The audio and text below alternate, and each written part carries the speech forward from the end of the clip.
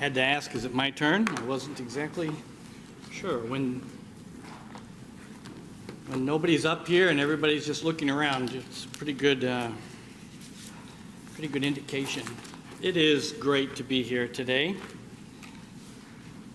I didn't let Bill say too much about me today, although I don't know if you maybe sensed that instead of spending a lot of time talking about me, he spent a lot of time talking about not talking about me.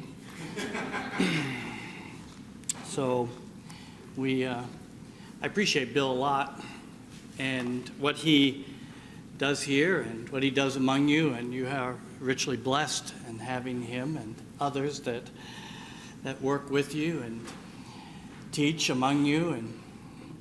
And I'll warn you right up front that I've never been good at names and remembering names, and I'm blessed with a difficult last name. I'm blessed with that because then when people butcher my name, they don't feel too bad I don't feel too bad when I can't remember their name. So please be patient with me. You only have to learn one name. I have to learn 80 names. And I'm not good at it. And as I approach 60 years old, it's not helping my memory either. So it's great to be here. I bring you greetings from your brethren and your brothers and sisters in Aurora, Illinois. I don't know if you know where that is, straight west of Chicago, about 30 miles on Interstate 88. And it's second largest city in Illinois now, so I know what you feel like when you live in a dense urban population, and that we get to feeling like pretty swallowed up sometimes. Fairly small number of people in an extremely large population of people who aren't always very interested in spiritual things, caught up in everyday life, and just they're busy with their jobs, busy with their education, busy with their families, busy with sports and recreation.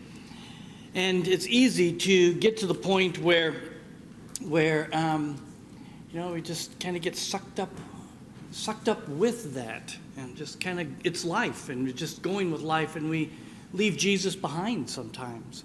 Even though we're Christians, or we want to be Christians, we're trying to do what's right. That's why I thought I would suggest that we study these lessons this week. Start off strongly talking about Jesus. Why did he come? We're going to talk today about why did Jesus have to obey, and specifically, why did Jesus have to humble himself? What's going on with that? Tonight we're going to talk about why did he go away? Hey, stay here with us, Why did he go away? Why is he coming back? And then they're going to spend the rest of the week talking about just thinking about thinking. I like to do that. It's a weird thing. Maybe it's a weird hobby of mine. Thinking about how we think, why we believe, that there's reason for believing. And if we go through life not thinking, then a lot of non-thinking things are going to happen, and that's not always going to be good. We'll talk about that throughout the rest of this week, and I hope you'll join us in studying about that. It's kind of a weird thing that Jesus had to humble himself. What a strange thing. And you say, well, why? And we might just say, well, the obvious reason is that he had to humble himself. He had to obey the Father, because to not obey would have been to sin, and he was sinless. And so it's one of those, you just have to do it. Well, I suppose there's some truth in that, but that's not the best way to look at it. He obeyed because he wanted to obey. He humbled himself because he wanted to humble himself. Obedience is humbling yourself. It's submitting yourself. It's submitting your will to that of another, and therefore your actions therefore follow. So all of the things that we see Jesus doing were in reality acts of submission, acts of obedience, acts of humility. But why? King of kings and Lord of lords comes in every aspect, from his birth to how he lived his life to his death. All of it was about humbling himself. Why? Why not just come as King of Kings? Why not ride in on that white horse that you see him riding in the book of Revelation? Why not have that sword that is just smiting people right and left? Why not sit on the throne that he now sits on in our presence? Why not just hover someplace in the sky? Why come here on earth and humble himself? You know, Philippians chapter 2, if you listen to that, it's amazing what he did. Where he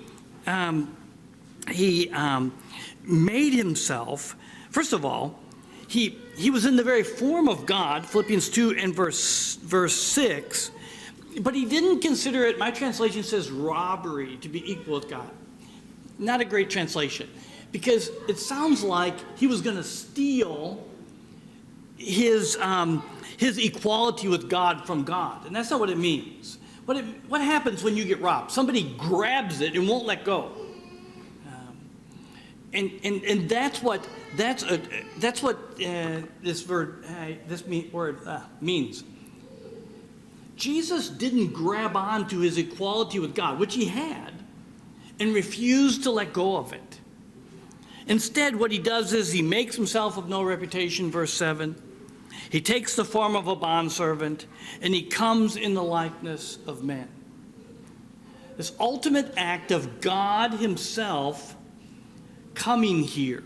And when he comes here, the crazy thing is he comes here as a man. And everything about his form, everything about his appearance is a man. If Jesus was standing here in his earthly body, we would have not noticed anything particularly remarkable about him. It wasn't glowing. He didn't have that little halo thing above him or anything like that. You didn't get this weird kind of prickly feeling up your neck when he walked in the room like, hey, you know, something's weird going on here. He would have just been this guy who was making extraordinary claims and doing extraordinary things. He humbled himself to the point of becoming obedient, verse 8 says. Obedient even to the point of death. Even the death of the cross, it says. So, of that times, one of the worst possible deaths. And he humbled himself. Why? The answer that I want to talk about today is probably not what you're thinking. The answer that you're probably thinking is that he humbled himself so that he could redeem us, so he could save us, and there is certainly some truth in that. But that is not what Philippians chapter 2 argues.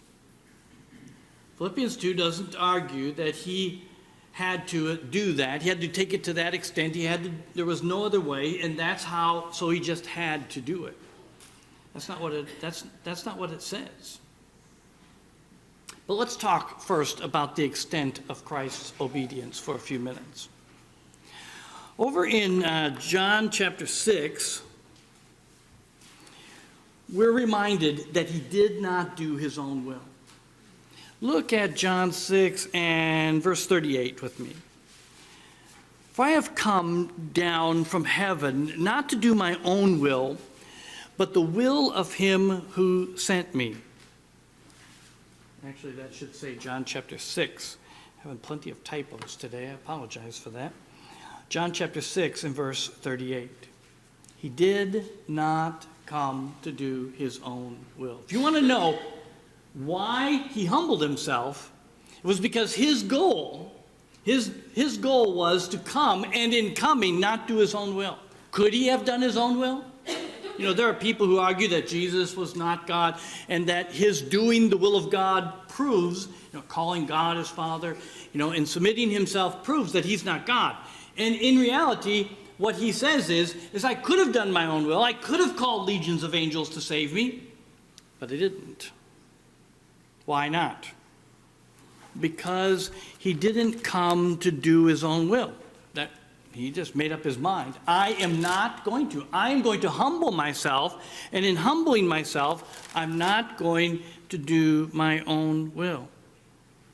Look at Hebrews chapter 10 with me. Hebrews 10 and verse 10. By that will, we have been sanctified through the offering of the body of Jesus Christ once for all. Jesus came to do the will of his Father. Verse 9, behold, I have come to do your will, O God. He takes away the first, that he may establish the second. By the way, this is inextricably connected to him dying for our sins, which is verse 10. So you're right that Jesus humbled himself so that he could, how does he say, sanctify us through the offering of his body. But there's something involved that is even before that. Before he came to do the will of the Father. And in doing that, he became this one who could redeem us.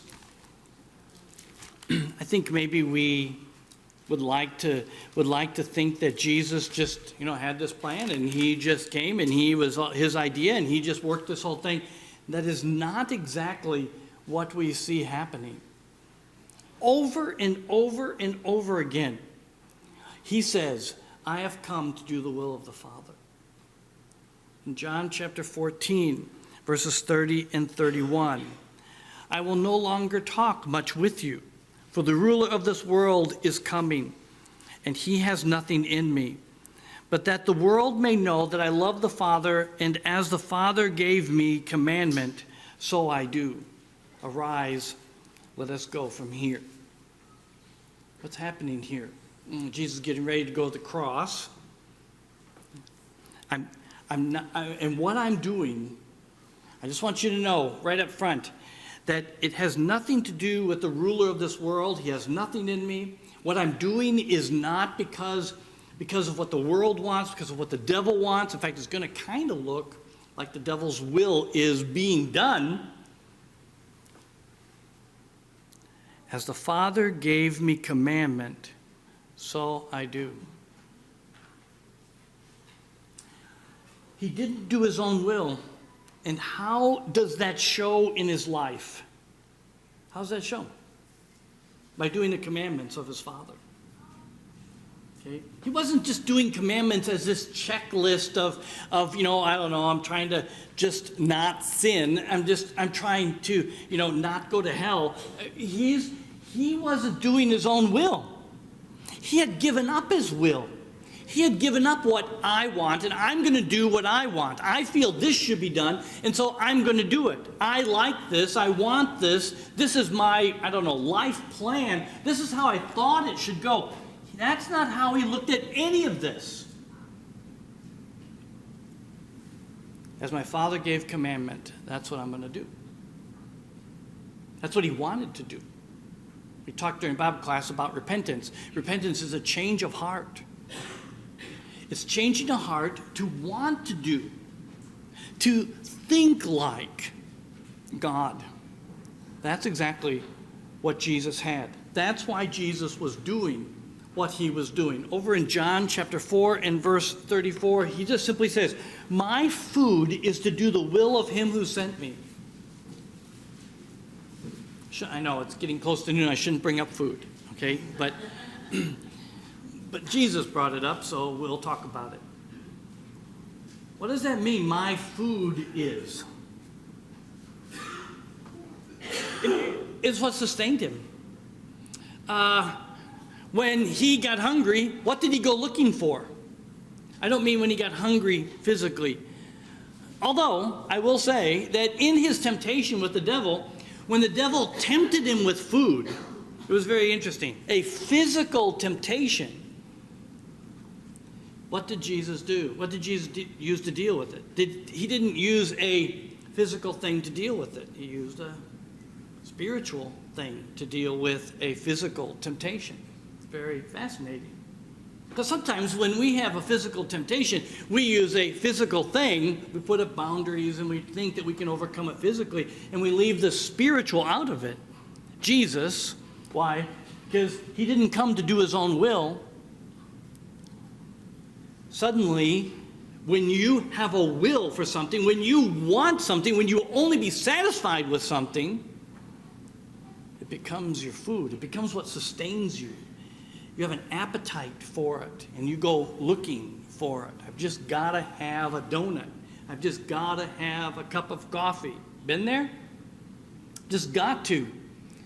Becomes your food, your driving thing. You'll drive out of your way to do it. Jesus says, that's the way it is with me. To that degree, he didn't come to do his will. That it became his driving, motivating force in his mind. In John chapter 8, in verse 28. Look at verses 28 and 29. Jesus said to them, when you lift up the Son of Man, by the way, I don't know how he can be so calm about that. He knows he's going to die on the cross. He knows he's going to be lifted up, he's going to be suspended between heaven and earth. And when you lift up the Son of Man, then you will know that I am he. And that, okay, stop there for a minute. We all know, okay, that's going to be the proof that he's the Son of God. His death, burial, resurrection is going to provide that proof. We'll talk about that later in this week. But listen to what he says. He doesn't stop there. He says, then you will know that I am he and that I do nothing of myself. That's fascinating. So when you kill somebody and they're lying, they're dead, what can that person do? Nothing. They're dead, right? They can't do anything. So when you kill me, then you're going to finally realize that I'm not pulling the strings here. That I'm not the one doing these things. Because his body is going to be raised up by God, and then you're going to go, God must have done that. But that's not where he stops.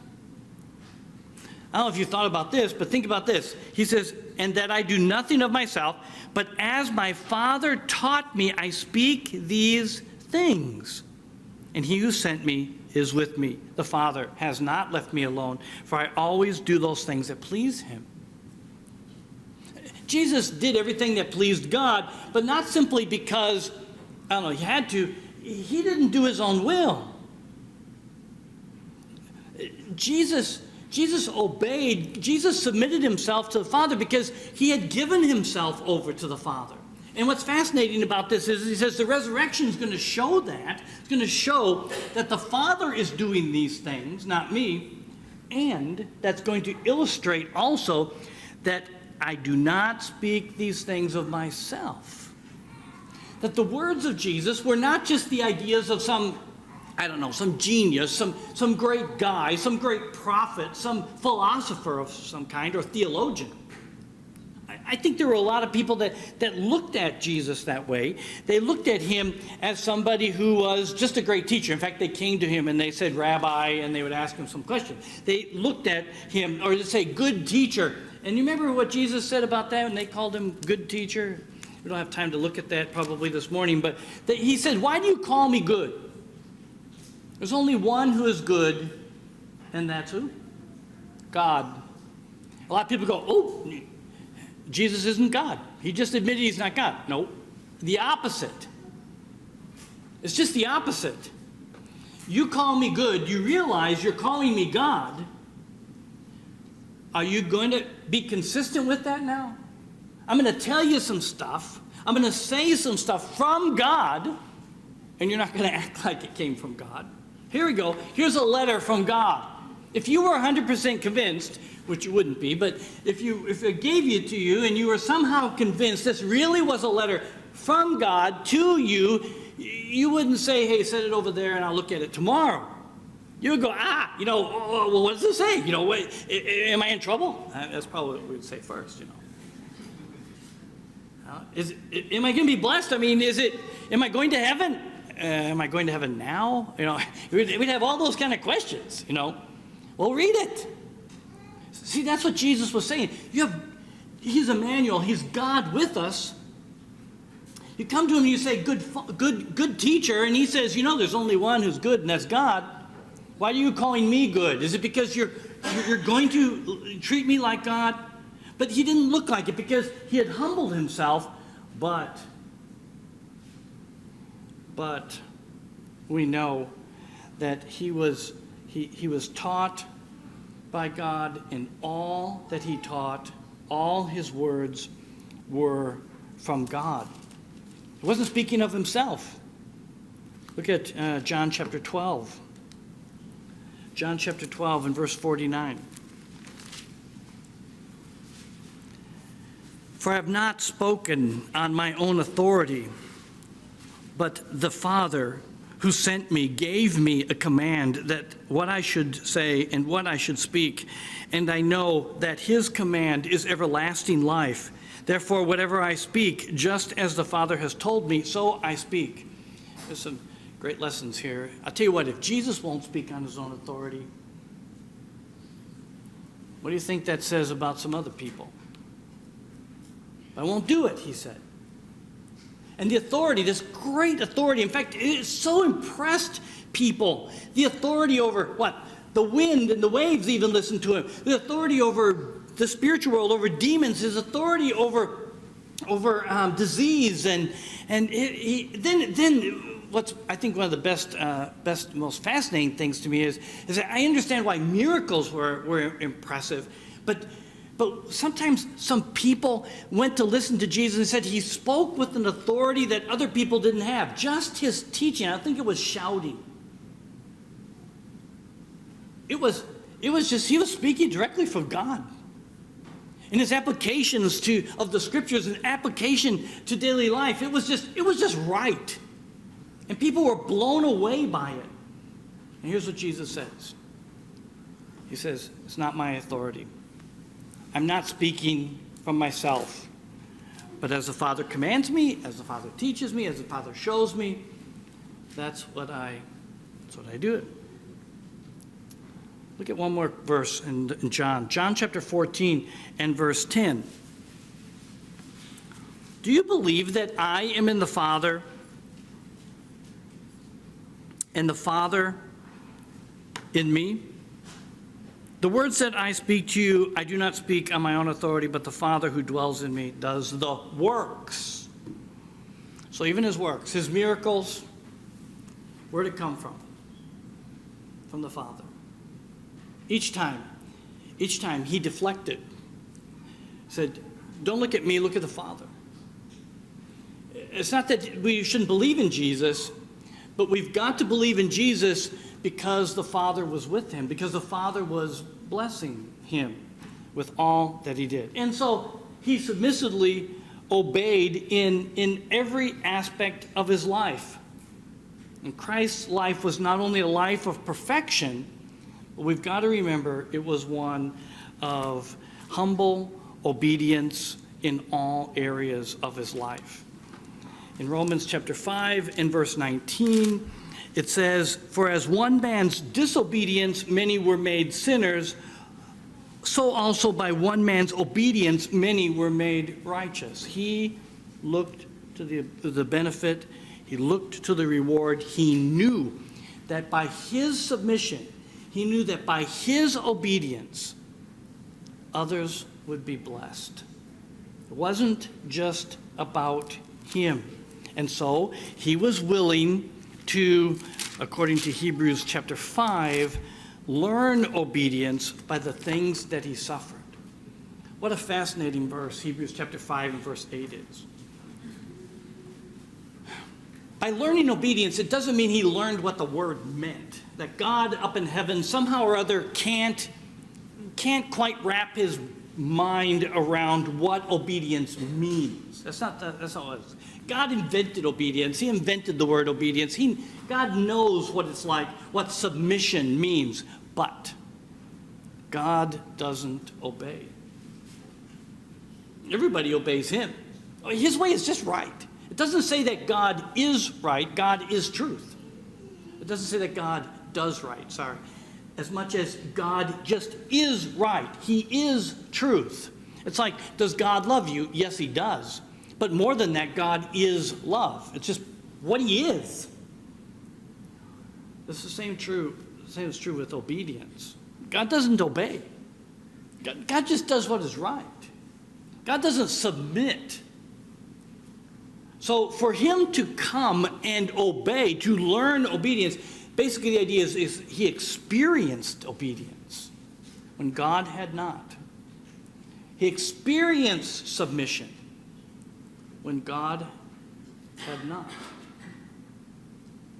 What's fascinating about that is that the reason why he did that. And by the way, Philippians chapter 2 and verse 8 that we read earlier, it says that he was willing to suffer. He was willing to submissively obey even to the point of death, even the death of the cross. Philippians chapter 2 and verse 8. Wow. Before we talk any further, I want to point out one quick thing. We have a wow factor to take to other people in the story of the gospel. And I'm afraid sometimes it becomes so, commonplace to us that Jesus died for us, that he came from heaven for us, and we just kind of becomes commonplace for us. When we take the gospel to other people, we have this wow story. We have this, you are expensive. You have a blessing from God waiting for you, extended for you. This is amazing what God did, that God, the God of this universe, our creator, came here. Why would he do that? We know he would do that to save us. Amazing. It's an amazing story. We need to show that to other people. Not just kind of sheepishly say, I have some commandments that you need to keep so you don't go to hell. This is a love story where God's so in love with us that he would come and serve us because we needed him to. And also because we need to be obedient servants.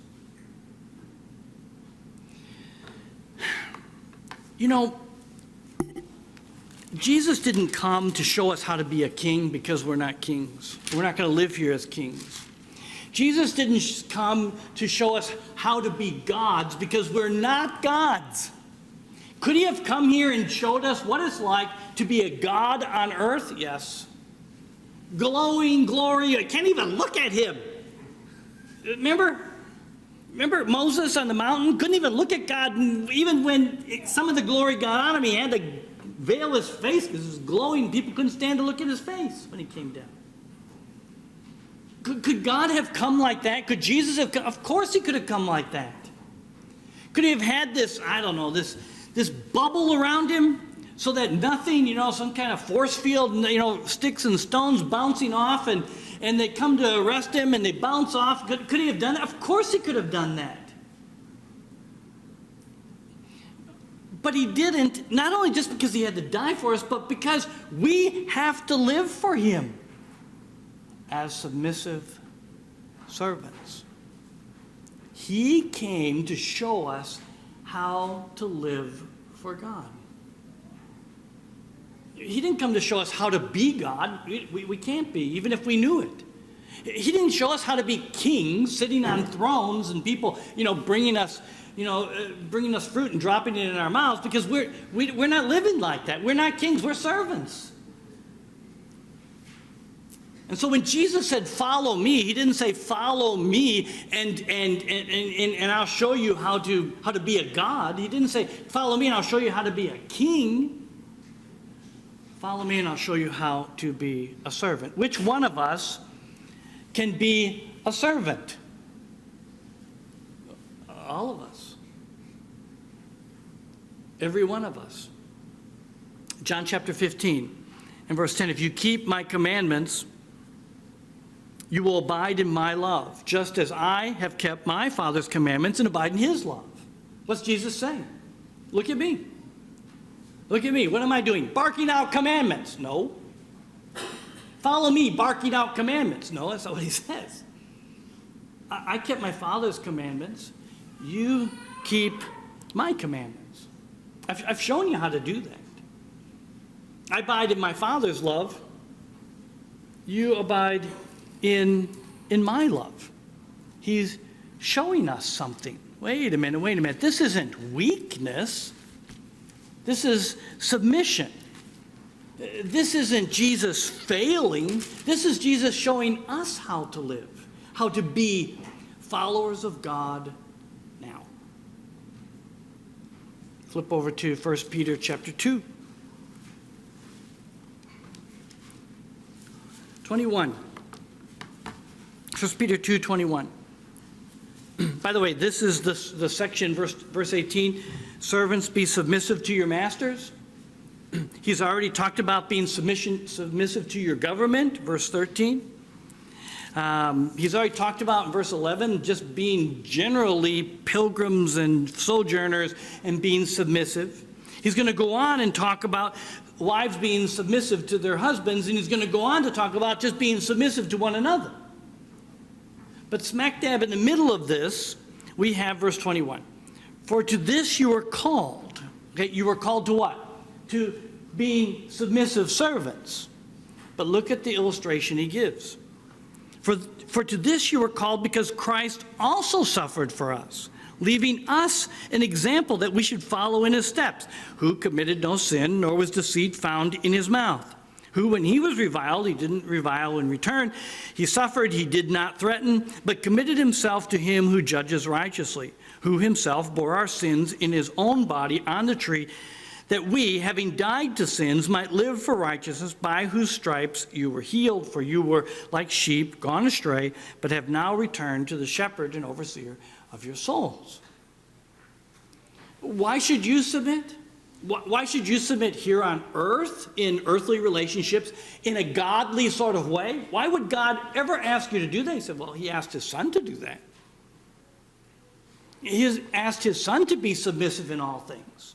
If God could come here and be submissive, we certainly can. We're not too big for that. I mean, do you know who I am? Well, no, because I wouldn't let Bill tell you, but do you know what I've accomplished? Do you know all the things I've done? You know how rich I am, how popular I am, how successful I am? Jesus didn't say that. Could have. Bow before me. But he didn't. Why not? Well, because he was teaching us how to live in this world. Even to the point of suffering, even to the point of being mistreated. What do I do? Yeah, but I'm not being treated the right way. And you're expecting me to suffer in silence. You're expecting me to still be submissive. You're expecting me to still do the will of God and treat other people, love my enemies and those who persecute and despitefully use me. You're expecting me to treat them in a godly sort of way? I can't believe it. He says, are you a follower of Christ? Didn't he show you how to be that kind of person? A force field wouldn't have helped. If he would have had that force field around him and the sticks and stones would have bounced off, we'd say, well, I don't have a force field. What kind of master am I following here? What kind of example did he set? Because every time they came to persecute him, it just bounced off.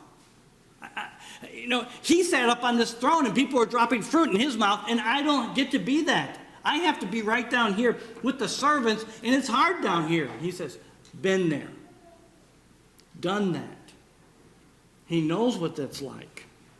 That's why he came as a servant. Because he knows that we're not here to do our own will. Could he have done his own will? Yep. Did he know it was right? Yep. Could he have barked out commands? Yep. But he didn't come to do that, because he came to show you how to live as a person who's under commands, under authority. And so we can follow a person like that. We're following him, a person who was an obedient, submissive, because we're obedient submissives. We're not here to do our own will. We would be constantly saying, well, we can't follow Jesus in that because he was king, and I'm not, I'm a servant. We'd be constantly saying, well, I wish he understood. But we don't have to say that. He was obedient in all things. We're obedient in all things. He kept commandments. We keep commandments. And I'm just going to tell you, I told you before that we have an opportunity to show Christ to other people.